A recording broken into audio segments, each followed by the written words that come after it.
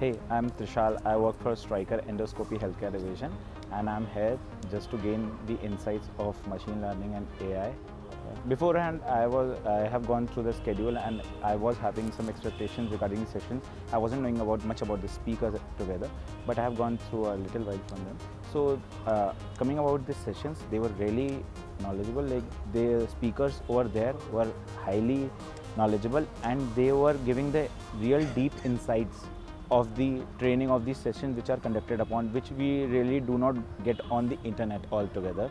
So that was really helpful, and we were asking some basic and some very important questions which we do not get answers from, even from our seniors or someone special from that technology.